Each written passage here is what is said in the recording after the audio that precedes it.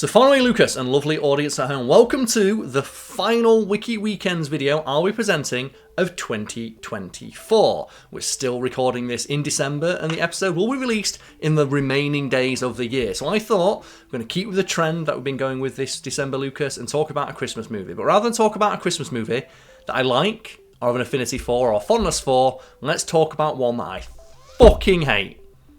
Love Actually. But Carl, do you not actually love this movie? No, I hate it actually. And Lucas, what are your thoughts on Love Actually? Because I rewatched it in anticipation of making this video, and it's one of those movies that I watch. I hate watch. And there's not many movies that I hate watch. This is one of them, because every time I hate watch it, there's a new thing that annoys me. 20 years ago, you'd have been just his type. See, I remember watching Love Actually a couple of times when, not like too much younger, but maybe, 10 years or so ago, where like a lot of my friends enjoyed Love Actually and they put it on and it was kind of on in the background while we were just chatting away and stuff. Yep. So I'm vaguely still familiar with like a lot of the plot elements and stuff, but I haven't actually sat down and watched it since a lot closer to release. So yeah, I'd recommend doing so, because if you sit down and you actually watch it, you'll realise not only does the movie suck, it's really mean-spirited in a way that doesn't feel like a Christmas movie. The best shag you ever had? Britney Spears. Wow. No, only kidding. She was... Like, Christmas movies generally have a positive message, right? Like, even the ones that are like anti-Christmas movies, like, we've talked about a couple of those this month already, like Die Hard and Gremlins. They're not exactly traditional Christmas movies, but there's still some element of them there that has a positive message for the most part. Like with Die Hard, the positive message of getting back on your feet and learning to shoot people again. Or Gremlins, like, a relationship forms while the Gremlins go apeshit. yeah, just the lovely story of Die Hard of don't let shooting children get you down. Exactly, yeah, that's a really positive, wholesome, uplifting message for at least, I'm going to guess, someone out there.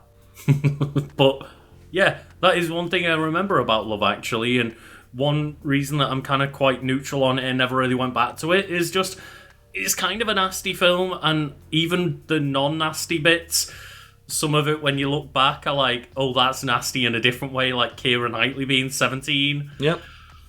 It was like, the production is the reason I hate it. It's like, I think the production monologue is one of the reasons why it solidified my just absolute detest of this movie, because it feels like someone just rubbing their dick, being like, I'm so fucking... Look at all these celebrities in my movie! Look how many people think this story's great! And the reason Love Actually is also terrible is because it inspired a trend that I also detest, and that is, every year at Christmas they release the shit-ass Christmas/New Year's movie with a bunch of celebrities and who wanted to get paid. To give more. To love more. Because that's what New Year's is all about. That.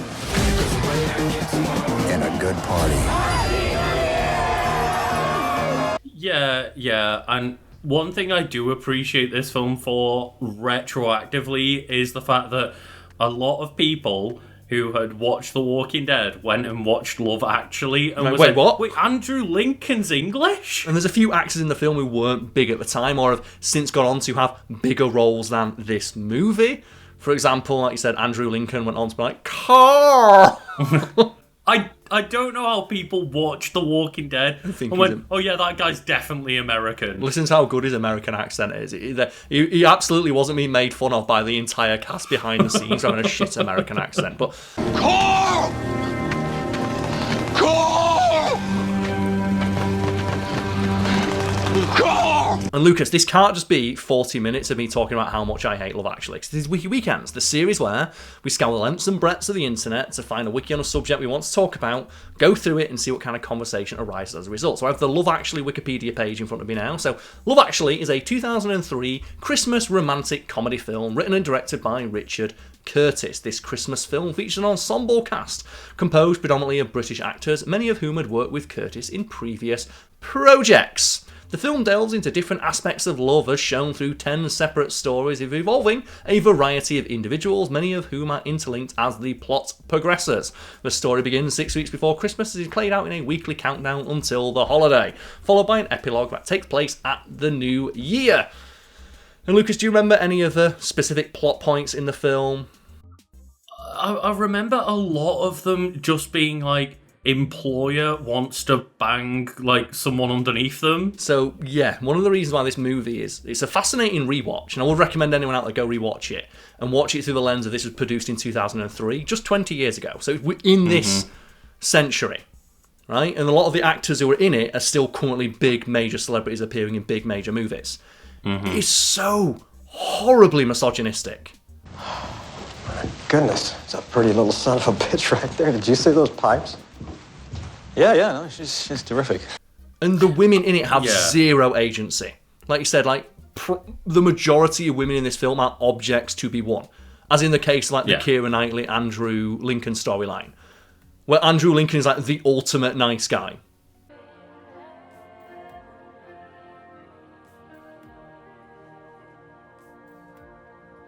And man, I cannot get over. Like, that's one of the storylines I do remember of like, oh man, I'm in love with my best mate's fiance then wife, and it's like, okay, cool. So you did like the videography for our wedding, right? Oh, I filmed your wife the entire day, and that was it. I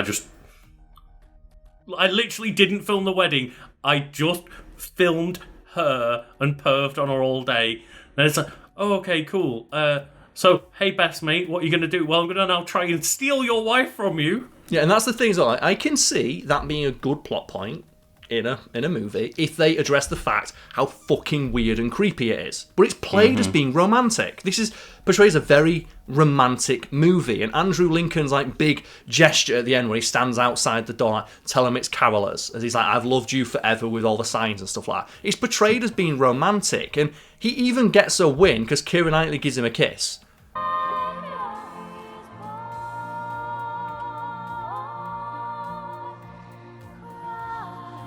Dude, you've been skeezing on supposedly your best friend's missus for like 2 years straight. It's like, fucking get over it. She doesn't like you. Deal with it.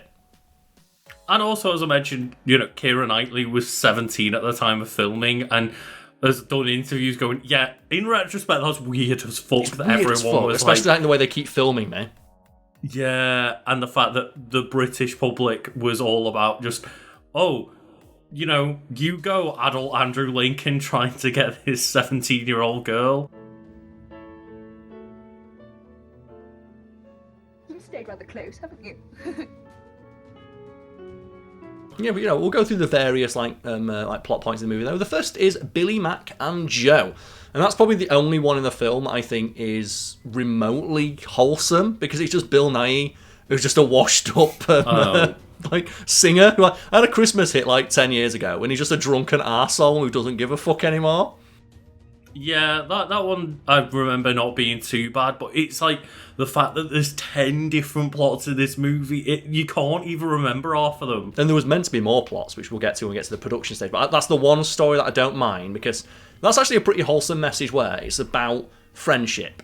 It's actually a nice subversion of the usual Christmas tropes of where it'd always be about, getting together on Christmas Day. It's like, you've got to, like, those Hallmark movies are all about high-powered woman goes back and gets dicked down by a guy in her hometown and just gives up all of dreams to pop out kids. But isn't this, like, he ends up realising that, like, oh, fuck the Christmas #1 again, I'm just going to go hang out with my producer mate or something. Like, he realises that he's been an arse. It's just a variation of the Scrooge tale. Mm-hmm. Well, he realises that he's been so focused on these really not all that deep relationships that he has forgotten that he's got a best mate there who's been with him through thick and thin. And much as it grieves me to say it, it might be that the people I love is, in fact, you. Well, this is a surprise. And just the final shot of like their stories is them, just getting in on Christmas Eve and just having a drink and hanging out as friends. 10 minutes at Elton John's, you're as gay as a maple. No, look, I'm serious here. I left Elton's where there were a hefty number of half-naked chicks with their mouths open in order to hang out with you at Christmas. And Lucas, the second story is the one involving Miss Keira Knightley. Juliet, Peter and Mark. Like, Juliet, really? Really? So Juliet and Peter's wedding, with Juliet being played by Keira Knightley and Peter being played by Chiwetel Ejiofor, is videotaped by the best man. And if people recognise that latter name, that's because, that's Mordo. Is it Mordo? Mordin? Mordus? Mordo. I believe. Why was I thinking the dude from Mass Effect 2 then? The Solarian. The Solarian. Do you know what? You could play the Solarian. I'd see that going, right? So he's videotaped by best man Mark, Andrew Lincoln, where a surprise band plays the Beatles. All you need is love as they walk out of the church. Although the couple believe that Mark dislikes Juliet, he is actually in love with her. And it's played as romantic, but when you think about what that relationship has probably been like, of like, well, he's my best mate, I've got invited to the wedding. And like, Keira Knightley's probably there like, I really don't like him. He's so cold to me. Do we have to invite him? He's always a massive arsehole to me, to the point where I think he hates me. Actually, he's in love with me, and maybe I'm in love with him, ? Yeah, when he evades a request to see the video he shot at the wedding, she shows up at his flat. Juliet insists she wants them to be friends, but when she views the wedding video Mark recorded, she sees the many extreme close-ups of herself and very few of Peter's face. Like, can you imagine that? You let your best mate, again, be the videographer for your wedding, and There's a the favour, entire probably. wedding But we video. paid him. Costs a fucking shit ton to get someone to video your wedding. Oh, yeah. And the fact that he cut the groom out of the video. Yeah. Because he can't deal with the fact that the girl doesn't like him. It's like, dude, she just doesn't fucking like it. Get over it. Yeah, it's a real, wrong lesson. Because, again, this could all be an interesting plot point, but they portray Andrew Lincoln as the good guy in this whole thing. He's the good guy because he respectfully decides that, because it mentions that the ending is where he does the speech and she gives him a kiss on the cheek and he walks away and says, enough. And he's portrayed as the good guy for finally deciding, okay, I won't continue to skis on my best friend's girl. He still filmed that wedding video. They've got one wedding video for the rest of their life, and the groom's not in it. His best mate. He made his best friend's wedding all about his feelings. The one day that you're supposed to set aside to focus on somebody else. Like the one day, they always say, it's their day, not yours. Like when they say, I don't want to, when you hear about bridesmaids, I don't want to wear this dress. Well, it's not your fucking wedding, is it? You put the dress on. Yeah, but there's one thing when there was one argument about it one time. They have the forever footage of just, oh great, my entire memory of this day is ruined by the fact my mate just kept zooming in on the bride. The worst bit as well, it's not even framed well. No. He's a crap videographer. I'd get somebody else in to do it. And I forget where this line comes from. But it was a really great moment in a film that I will try to track down where I don't remember, it's two guys are arguing. And someone's like, oh, I don't like you, I don't trust you. And the dude's like, okay, look. If you've got a problem, that's fine. But it's your fucking problem. If it comes up again, I will beat the shit out of you. Go away. Jesus, you two joined at the fucking hip or what? Leave it there, Bob. I trust you more than any other bloke I know. But you're getting dangerously close to crossing the line with me. If you've got a problem, then it's your fucking problem, not mine. But if you want to discuss it further, we can go outside. Beers, boys. It reminds me of that, right? It's like, Mark, if you like my missus, that's fine. Deal with it. If you can't deal with it, fuck off. And I've got to mention it because I'm sure everyone's screaming it at this video right now of what was his plan if his mate answered the door? And that's another reason the film sucks. There's so many leaps in logic. Imagine him opening the door, and not only has he got the little CD player with him, he's got giant signs of I love you, fuck off with me, leave my best mate. Yeah, I forgot he tries to get her to run away with him, right?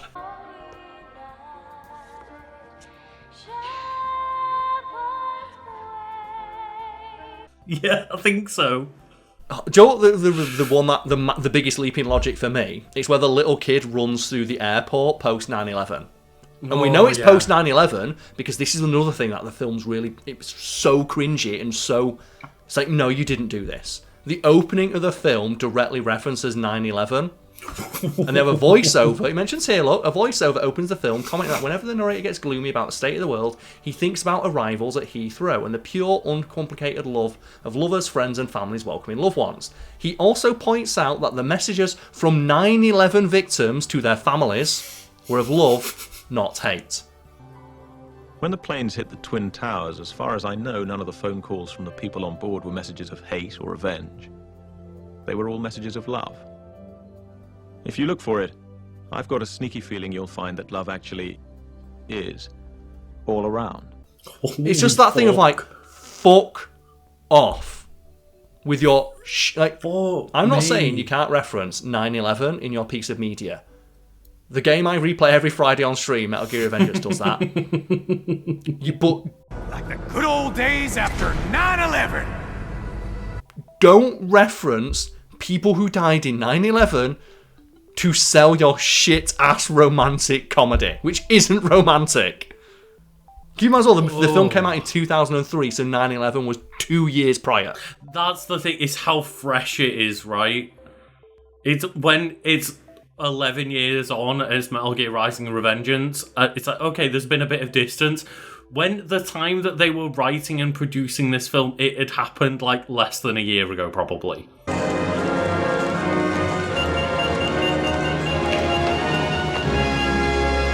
You know, we're going to move on to the other story now. Jamie and Aurelia. Writer Jamie, Colin Firth, is pushed by his girlfriend to attend Julia and Peter's wedding alone as she is ill.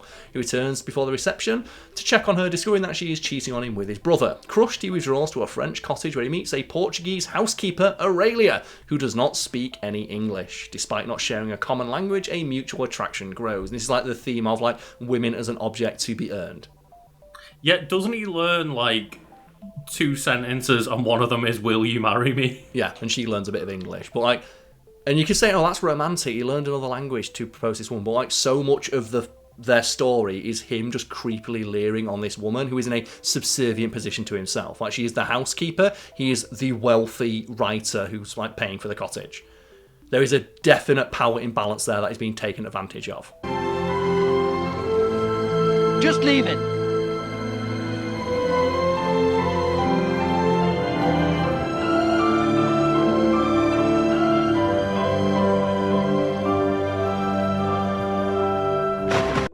Yeah, she's just really happy that he hadn't learned the Portuguese for prenup.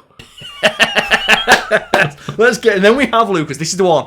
I think this is the one that most people agree is fucked up. And it is Harry, Karen, and Mia. Christ, you haven't got some horrible 6-foot tight t-shirt wearing boyfriend you'll be bringing, have you? No. I'd just be hanging around the mistletoe, hoping to be kissed. And Harry, played by Alan Rickman, is the managing director of a design agency. Mia, played by Heike Matkach, is his secretary. Harry is happily married to Karen, played by Emma Thompson, a stay-at-home mother. Mm-hmm. And this is the one where it's like, it's super fucked up. Where he's cheating on his wife with his secretary. A classic tale. Mm-hmm. And you have that, probably the best acting in the entire film as well, where Emma Thompson thinks she's getting like the jewellery, right? And he gets her the CD, and she realises in that moment on Christmas Day that her husband's cheating on her. And she has to put the brave face on for the kids, right? God, that's a surprise. What is it? It's a CD. Joni Mitchell, wow. To continue your emotional education. Yes. Goodness. Finds some jewellery, right, and pretends like, oh, I don't know that I'm getting this for Christmas, and then he gives it to the woman he's having an affair with. All right, I'll have it. Lovely. Would you like it gift wrapped? Yes, all right. And on Christmas Day, she gets a CD, and it's like, it's a phenomenal bit of acting from Emma Thompson there. The problem is that I don't know if this is intentional, because the film, like at the end of the film, you see them in the airport and they're still together. Right. And it mentions here that Emma Thompson gives him some well-deserved guff for it. She feels she's been made a mockery of, and that their marriage is a sham. I am so in the wrong. A classic fool. Yes, but you've also made a fool out of me. You've made the life I lead foolish too.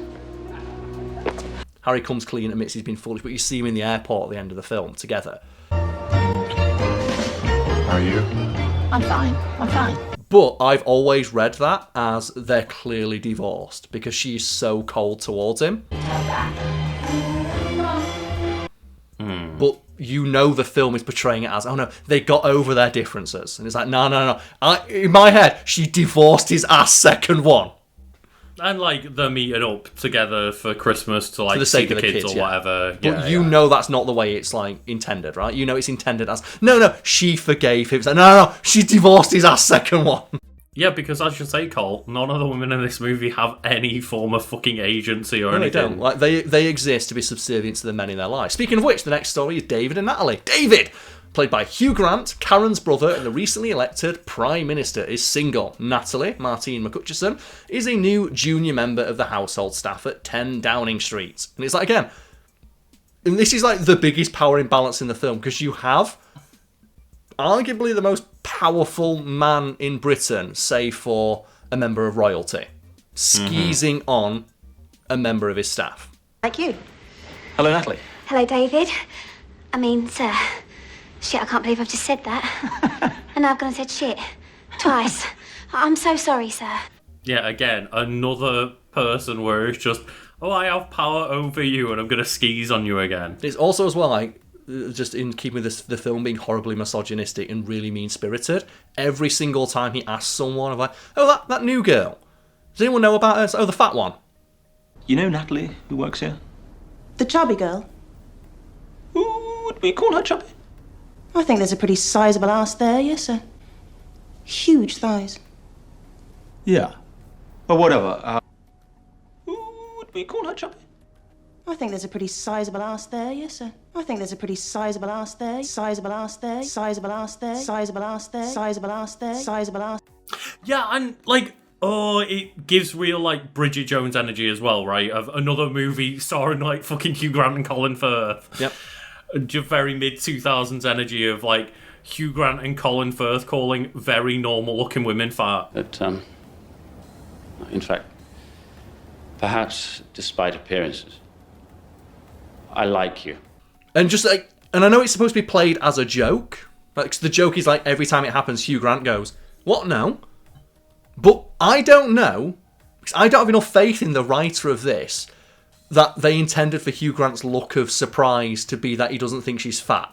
I think his look of surprise intended to be that he doesn't care. And I just think it's the film. It's very indicative of the time in which the film was made. Like I said, Bridget Jones's Diary, where Renée Zellweger is consistently referred to as being horribly overweight. Like, they constantly refer to her as like this, what that ugly fat pig. Like, I remember like Renée Zellweger when she would be interviewed about like those movies and asked her like, so how does it feel gaining all the weight to play Bridget Jones? And you look at the picture like, she looks like a normal woman. I believe she was like a UK size 8, which is below average. She was like an 8 or a 10 or something, which, again, she was below average size for a woman in the UK, and the entire premise of like 2 movies is, isn't Bridget Jones so fucking fat? Oh, well, here we go. What on earth are you wearing? You look like a common prostitute. No, she can't possibly be an attractive woman because she's this ugly fat mess. And I know, again, the intention is that she's beautiful, she just doesn't realise it. Do you know what doesn't help her not realise that? The fact that all of society, the movie and every character in it consistently refers to her as a fat mess. But, like, again, she is, like, a, you know, smaller than average sized woman in that film, and is an attractive woman as well. And the entire movie's, like, premise is just to shit on her from a great height. And it's like, who made these films? It's like I said, I know the intention is, no, she has to, like, no, she's not actually the fat mess that everyone says she is, but they still wrote a movie where they get the very attractive Renée Zellweger and tell people that she's not attractive. It's like saying with like this film where it's like every time Hugh Grant's like, has anyone seen the new girl? The fat one. Yeah, it's almost as if it's written of like, oh, well, the ugly woman has to realise that she's beautiful on the inside. It's like, they're beautiful on the outside. Yeah. What are you talking about? It's like, what the fuck are you on about, you weirdo? Stop making this a plot line. It's like, have you ever like gone back and looked at like the 2000s and how just much of a wild wasteland it was for women? It's like, how did women's self-esteem make it out of that fucking decade unscathed? Well, and the answer is it didn't.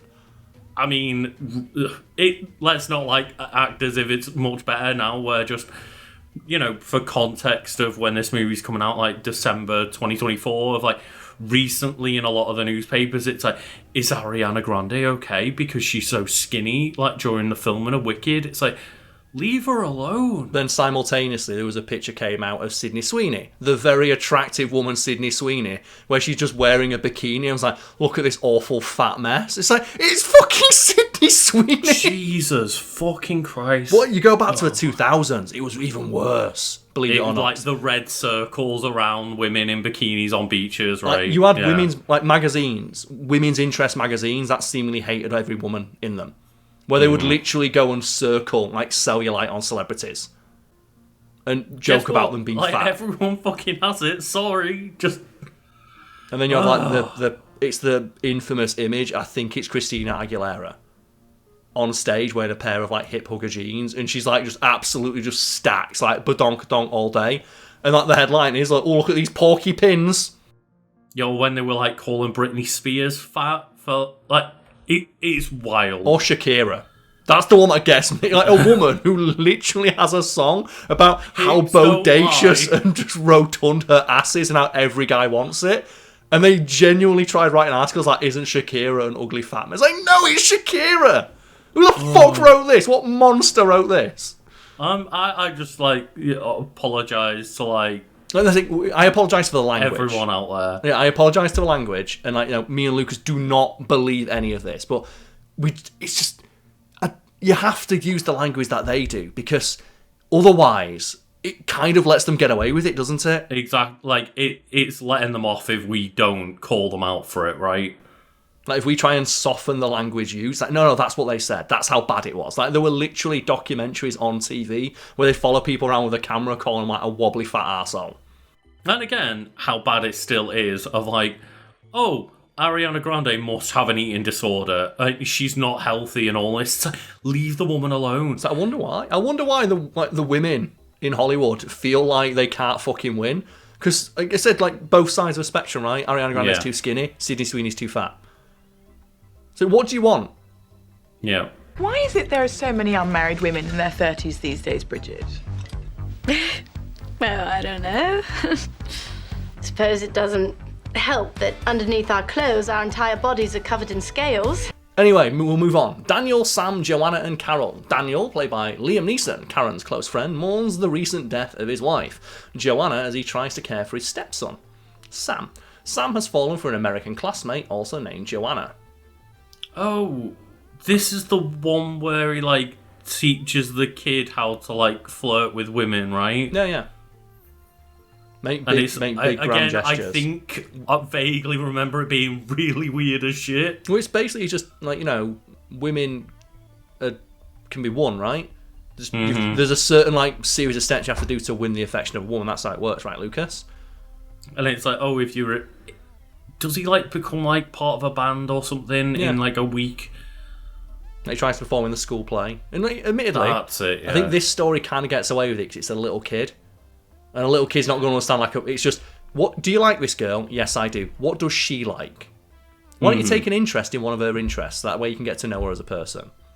It's definitely more light-hearted, but it just comes across a bit weird when it's like an adult man being like, this is how you get a girl. And like, again, I realise that it's just giving advice to a child, but maybe I'm just seeing it a bit weird. Like, Lucas, you can see it a bit weird because the rest of the film is just so weird about relationships. And that's why it's so wild that this is held up as this great romantic comedy when every relationship in it is a toxic mess.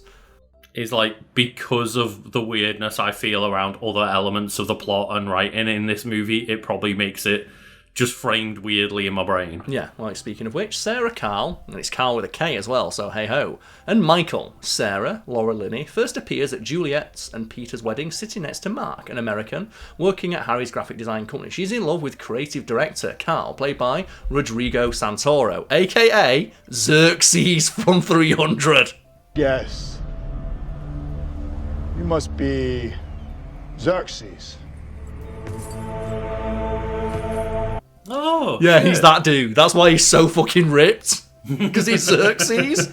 They finally connect at a Christmas party and Carl drives her home. Sarah invites Carl in and they immediately pull off their clothes and begin to get intimate. When Michael Fitzgerald, her mentally ill brother, telephones from a psychiatric hospital, aborting their tryst. And this is one of those ones where it's just really fucking sad of. It's basically like, no, Laura Linney, how dare you try and get dicked down by this handsome dude called Carl? You go and you look after your brother.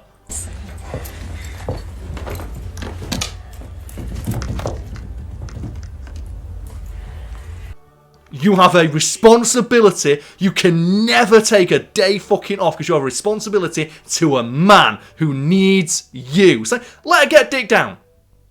Hospital staff can take this one. That's done. Why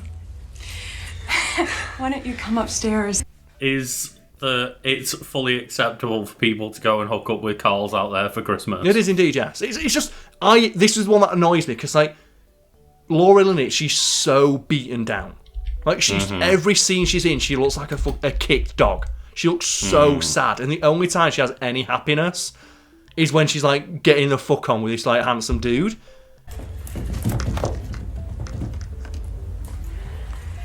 And then the story is no, you can never have a personal life.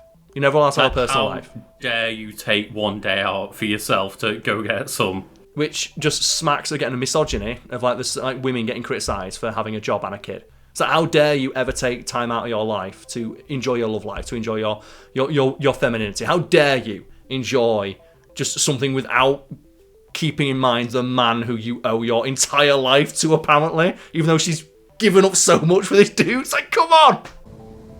How are you, Blondie? Great. Everything's great. And Lucas, the camera cut out, but you were in the middle of making a very good point, which is...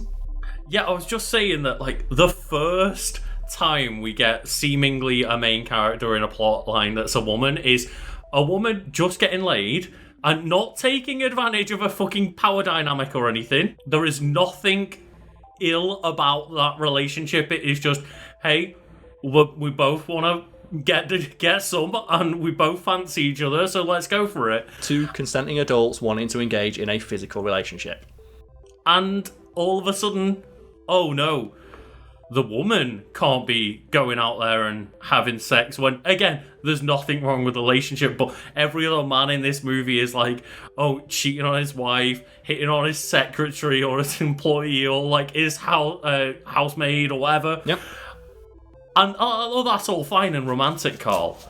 But she's not allowed to just get dicked down by the handsome dude she met at a wedding because she has a responsibility to look after her brother, who, they don't delve too much into it. It's 15 plot lines in this movie, but it's very clear that she does care for her brother. And the fact that, the hopeful ending to her story is her basically being resigned to the fact she will never have a personal life. Let her have a day off. Let her have a day off. Let her get laid. Yeah. Let's move on. Colin, Tony, and the American, speaking of getting laid, after unsuccessfully attempting to woo various British women. I've just worked out why I can never find true love. What's that? English girl. They're stuck up, you see. After unsuccessfully attempting to woo various British women, Colin Frissell from Basildon, Chris Marshall, informs his friend, Tony Abdul Salis, that he plans to go to the US, convinced that his Britishness will be an asset.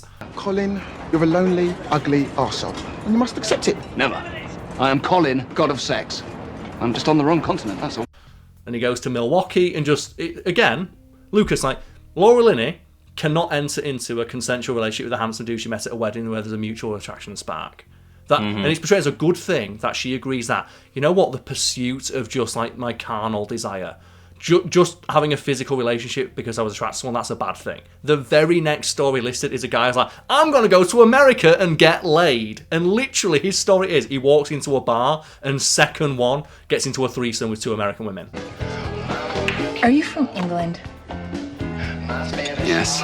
Oh, that is so cute. Oh, yeah. Because he immediately goes to America and they're all just oh my god, your accent, right? Yeah. And he just... Oh, actually, no, sorry, it's three stunningly attractive women. But Laura Linney's not allowed to just have a relationship. And they're joined by their fourth sexiest roommate. So he has like a fivesome in 5 minutes. But and Lucas, that's okay. That's a romantic story. But Laura Linney wanting to have like just get dicked down by Xerxes. No, not for you. Oh, that's what I mean. It's so awful, right? And here's the thing, Lucas. There were more stories because there were some cut plot lines, and this is where it's like, oh, this is so 2000s. So the cut storylines, because there's a couple more we not mentioned. Like there's the Martin Freeman one where he's like a stand-in in like for a sex scene. Wait, is there more plot lines in this film? Yeah, well, there's the Martin Freeman one. They're actually in it, not cut. Yeah, there's the Martin Freeman one. Remember that one where it's him and like someone else? But I didn't want to mention that one. That's probably going to have to put clips in of.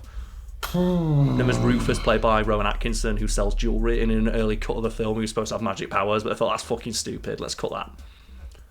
The rest of the film's fucking stupid. One of the cut storylines, Lucas, consisted of 2 scenes featuring the only gay love story in the movie, which was cut and not included. And I wonder why that one was cut. Of all of them, like, oh yeah, let's put in 20 different plot lines of men just getting laid. Oh, a gay person? No, they don't exist. And the thing is that it wasn't. It doesn't mention here that it was cut because it involved a gay storyline, but it's very suspicious that the only cut thing was the story involving 2 gay characters. 10 minutes at Elton John's, you're as gay as a maple. Yeah, like, how many different plot lines revolve around straight relationships and then the one gay one happens to get caught? Yeah, that's the thing as well. Some of the relationships portrayed aren't exactly, like, traditional or vanilla. There's, like, one character goes into a fucking orgy. Yeah. That's their Christmas present. Again, I wouldn't give a shit. Fair play to that guy. Fair play for him, the Riz to pull that off, the original Riz. I don't believe that a British person could just walk into America and get into an orgy, but I may be wrong there. You know what? Like, American women out there, what is this doing out for you? This accent? This whole get-up's at work? I'm guessing not. But I wouldn't mind if it wasn't the one plot line, as I say, starring a woman, is like, how dare you get some? Yeah. You see, like I said, it's a horribly misogynistic film. And awful. Apparently it didn't even go as far as being homophobic. It just cut the homophobia straight out. Which is that's like advanced homophobia right there, right? That's like the next stage of homophobia. And there's like a bunch more to be written about like its legacy and all that good stuff. It mentions like, it is now seen as a Christmas staple. And it has been like not referenced, but like there are many other similar movies where they follow the same theme of an ensemble cast that revolves around a very loosely connected series of stories around Christmas time. And it's very funny that I've gotten into like this primal rage about this movie when I started out going, I'm pretty neutral on the film. And I'm talking about it, I realised, no, I also hate this film. It's when you're thinking about it, right? The more you think about it, the more you get annoyed. Like, like the Laura Linney one is fucking infuriating to watch. Because it was written by a man. One man, Richard Curtis. And he thought, isn't this romantic that women can't have a personal life? Unless a man deems it so. She can't have a personal life because there's a man to look after. It's like the Emma Thompson thing, right? Like, it was written as if, like, they got over it. It's like, well, of course the woman's going to get over his infidelity. Yeah, she should just kind of forgive him, because, you know what? He only cheated on her. Only a little bit. It continues the legacy of realising that, like, any comedy with Hugh Grant in it, I probably hate. You have this kind of problem? Yeah. Because, like, comedy in big air quotes there. Like romantic comedy, right? Like, yeah, the rom-com starring Hugh Grant, I'm just like, deny. There's so many rom-coms that are like that, though, where they just have these awful messages for women in them. Mm-hmm. Because they're written by men. They're written by men, yeah. Like, they're written by men who assume they know what women want. Well, here's the thing, like, do you know what the poster of Love Actually says on it? The tagline? No. The tagline is the ultimate romantic comedy. Oh my god. And I guess at some point I just mentioned it, but, like, we need to at some point watch and cover What Women Want, because what a fucking, dear God, what was that movie? Oh man, it's like, as if, like, Mel Gibson, like, it was before he went crazy. I don't think Mel Gibson needed much help getting laid. I think Mel Gibson was always crazy. He was always a bit crazy, right? Like, that film's terrible. Like, there's so many, and that's why I was going to say, like, the best romantic comedies are the ones where they're deliberate deconstructions of the romantic comedy genre. There's like 10 Things I Hate About You, which itself is based on Taming of the Shrew, which is, it's a very subversive story written hundreds of years ago by Shakespeare. You're not afraid of me, are you? afraid of you. Why would I be afraid of you? Well, most people are. Well, I'm not.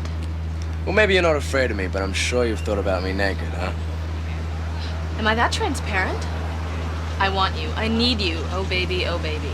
Yeah, and one film, I think just because maybe they came out around the same time, 10 Things I Hate About You always reminds me that the movie 50 First Dates exists. That's awful, right? It's like... And it's just, well, if you're just persistent enough with a woman, eventually you'll, like, just lie and connive your way into sleeping with her. The thing about 50 First Dates is, if you just show people the final scene of that movie, it's the opening to Saw.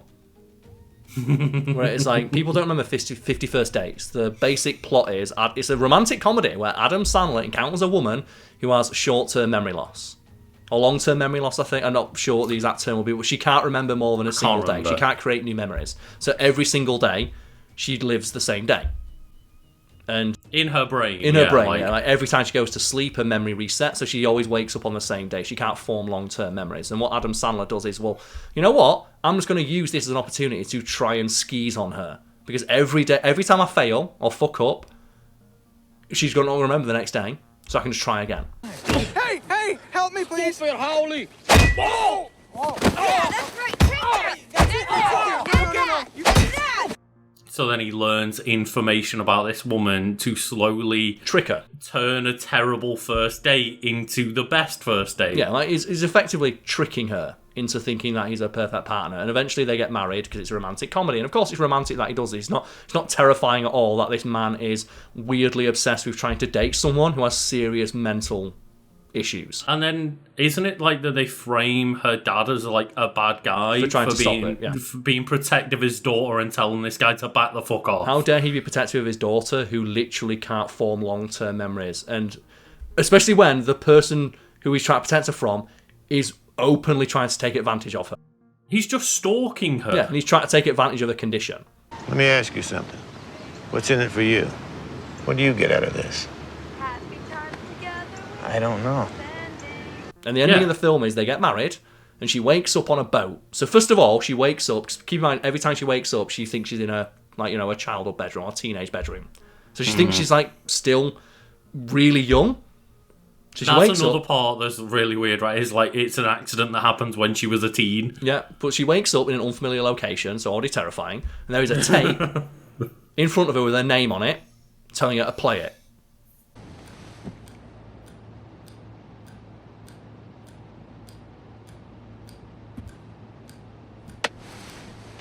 That's the opening to Saw, right? I forgot that was the end of the But also keep in mind as well, Lucas, because the tape tells her that, here, look, I'm Adam Sandler. I love you. Here's our life together to this point. And remember, Lucas, she has kids. Holy shit. It's played as romantic that she gets to meet her kids for the first time every day. That's terrifying. That means Adam Sandler slept with someone who technically he'd only known for a day. And imagine now, Lucas, let's go back to when she's pregnant. She wakes up in an unfamiliar location, pregnant. Would you like to meet your daughter? Well, say hello to Mommy. Hi, Mommy. And that's portrayed as romantic. Oh So if you think about the logistics of that film, that's horrifying. I forgot the end. I was just thinking about the part where they do the 51st dates, but the ending is even so much worse. He has kids with her. He has kids with someone and enters into a marriage with someone who presumably cannot legally consent to marriage because they're unable to form long-lasting memories. How do you consent to anything? Her dad says, I've got guardianship over her. Still, because she can't legally look after herself because she can't. She's not able to. She can't hold down a job or get a bank balance or anything like that. And then Adam sounds like, I'll look after her. So did he adopt her? Bear in mind, this is all written as a light-hearted romantic comedy. Yeah. God, this is a fucking horror movie. As well, it's like that. The same can be said about almost every fucking romantic movie. That's not a deconstruction of the romantic movie genre. That was like The Notebook. I think it's The Notebook where the dude in that convinces the girl to go on a date with him by hanging on a Ferris wheel. Oh, threatening to kill himself. He threatens to kill himself, yeah. Which is... You want to dance with me? No, Why not? because I don't want to. Well, will you go out with me? What? No! No. No! I'm gonna ask you one more time. Will you? Oh, you're not go out with me. God damn, my hand's slipping. You grabbed a bar, you idiot! Not until she agrees. Oh, go out with him, honey. Okay, fine. I'll go out with you. Literally regarded as that is like mental abuse. Threatening to kill yourself as a way to coerce someone is 100% against the law, and it's portrayed as being romantic.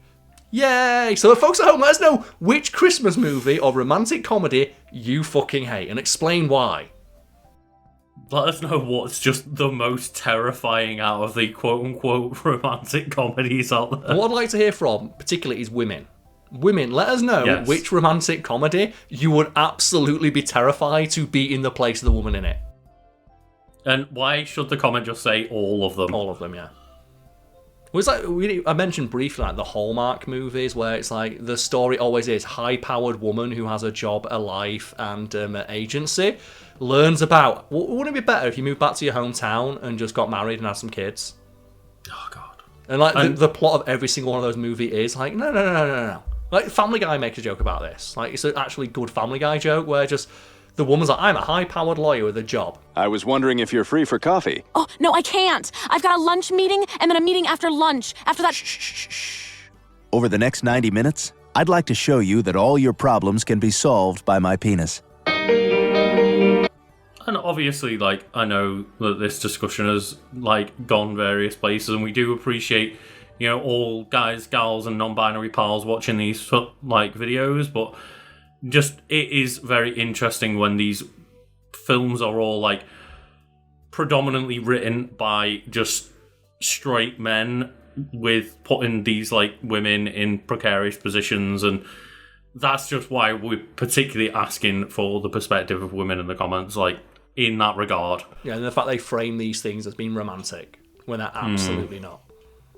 Or like they portray women as an object to be won, or just unworthy of their own agency. And when they do try and showcase any sort of agency, like the plot of the film heavily chastises them and punishes them for doing so. Like I said, the Laura Linney one is it's awful.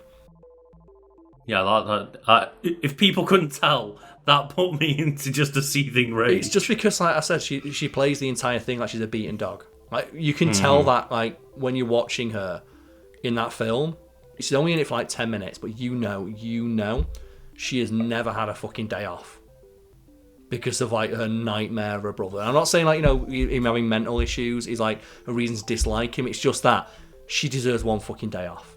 It's like when you see, like, you know, a harried mother or something like that, and it's like,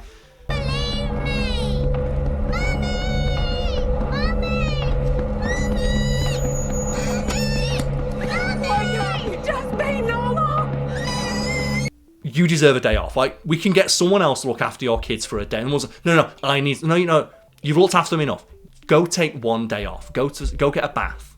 We'll get someone in. We'll get a babysitter in, your husband, a family member.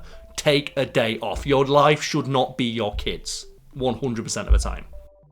Yeah, and same with like looking after a brother, you said, right? Of like being a carer for a family member is a full-time job, but it's also a job where you should be allowed a life in your own. You need a life of your own, otherwise you will break. Right? I fully respect people for doing that kind of thing, as you know, for family members and friends. But yeah, she should be allowed to go and get some with Xerxes, yeah. And the comparison is having kids.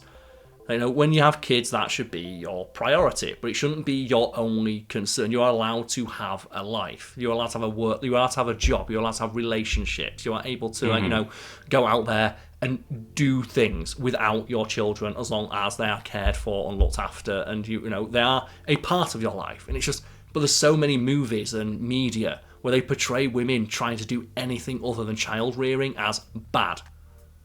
Yeah. And it's awful. And when you know to look out for it, and when you notice it, you'll never unnotice it.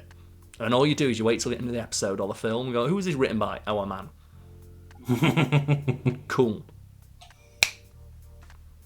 See you all next time. Have a good new year. Yay!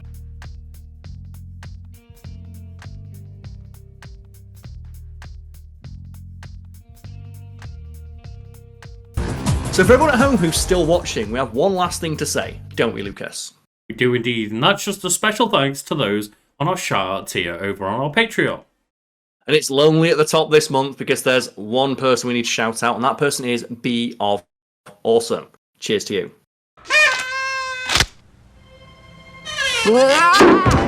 Indeed, and if you would like to join them over on our Patreon, you can find the links in the description below. Otherwise, go out there and have the day that you deserve, and from myself and Lucas, Merry Christmas.